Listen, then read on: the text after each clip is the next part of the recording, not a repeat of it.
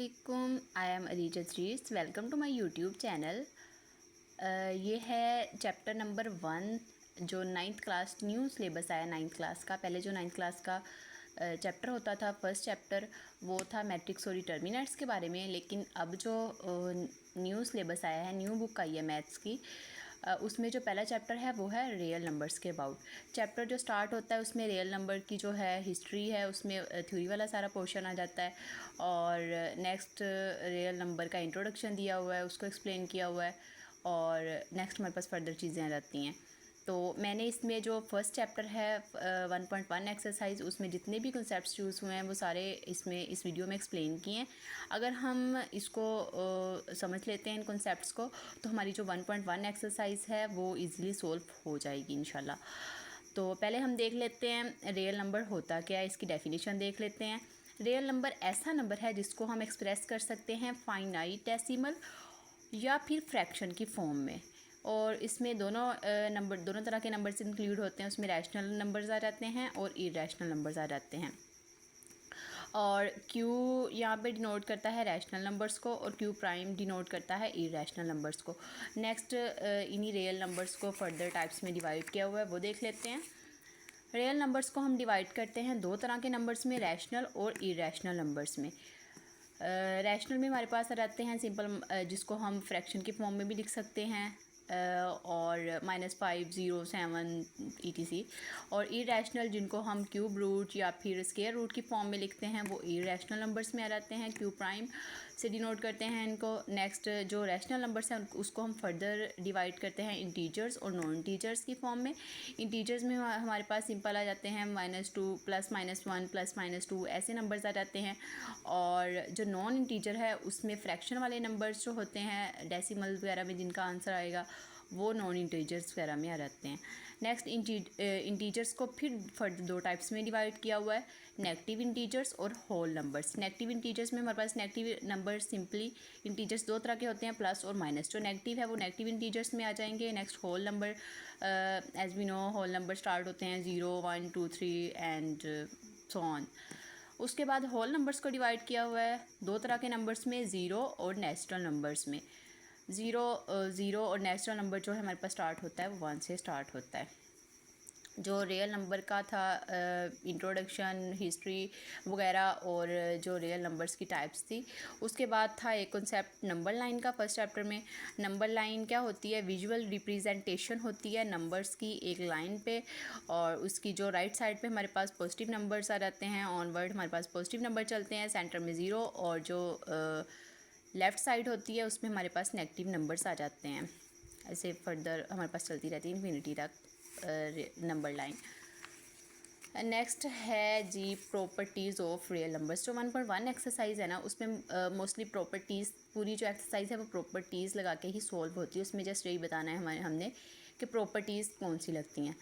तो कुछ प्रॉपर्टीज़ को मैंने इसमें, जो बेसिक प्रॉपर्टीज़ हैं उसको मैंने इस वीडियो में डिस्कस किया है। जो basic properties under multiplication, with respect to multiplication and addition, उन प्रॉपर्टीज़ को मैंने यहाँ पे डिस्कस किया है। देख लेते हैं जी प्रॉपर्टीज़ में क्या आता है।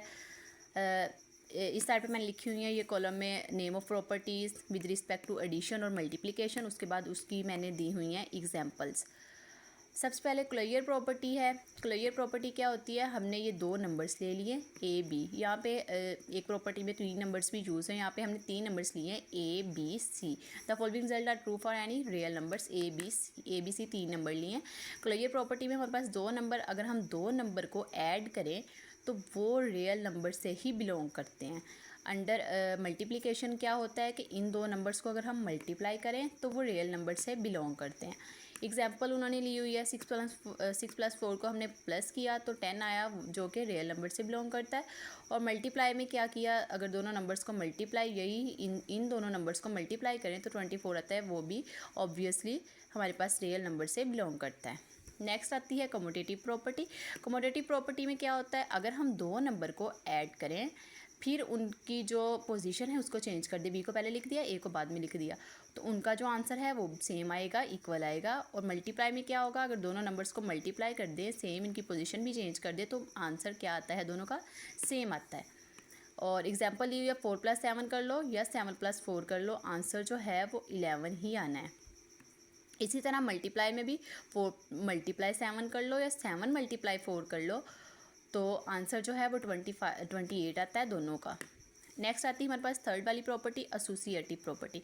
एसोसिएटिव प्रॉपर्टी में क्या होता है, a+b+c ये है इनटू में। अगर ब्रैकेट को बाद में लगाओ, a को इसमें ऐड कर दो, तो जो आंसर आएगा वो a+b को अगर दोनों को ऐड कर दो, c को बाद में ऐड करो, तो वो दोनों का तीनों का जो आंसर है वो सेम ही आएगा। इसी तरह सेम होता है अंडर मल्टीप्लिकेशन वाली प्रॉपर्टी में भी यही होता है। अगर हम b+c को पहले मल्टीप्लाई करके a से मल्टीप्लाई करें, तो जो उसका आंसर आएगा वो a×b, उसको c से बाद में मल्टीप्लाई कर दे तो उनका आंसर जो है वो सेम आएगा। एग्जाम्पल देख लेते हैं इसकी। 4+6+8 ये इनटू में है। अगर हम 6+8 को प्लस करें 14 आता है, उसको 4 में ऐड करें तो 18 आता है। इधर अगर हम 4+6 को पहले प्लस कर लें और 8 में ऐड कर दें तो 18 ही बनता है। तो इसी तरह मल्टीप्लाई में है, अगर 6 × 8 कर लें, उसको 4 से मल्टीप्लाई कर दें तब भी 192 ही आएगा। और अगर 4 × 6 कर लें, उसको बाद में 8 से मल्टीप्लाई कर दें, फिर भी 192 ही आएगा। ये हमारे पास थी एसोसिएटिव प्रॉपर्टी। नेक्स्ट हम देख लेते हैं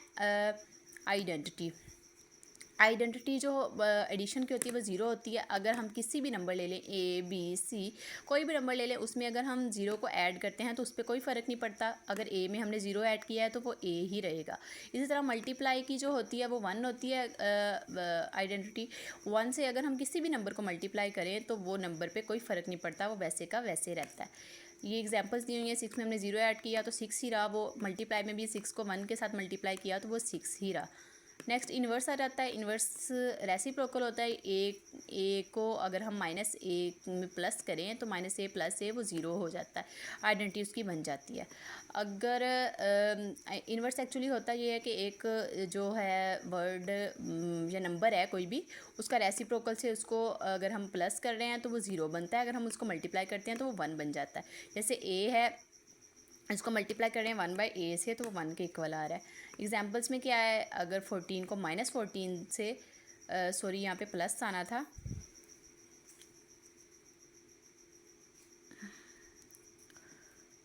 प्लस 14 प्लस माइनस माइनस, तो 14 करेंगे अगर तो ये ज़ीरो आ जाएगा। और मल्टीप्लाई में हमारे पास क्या है, मल्टीप्लाई में 1 है तो ये 14 मल्टीप्लाई बाय 1/14 अगर करेंगे तो आंसर क्या है हमारे पास 1 आएगा।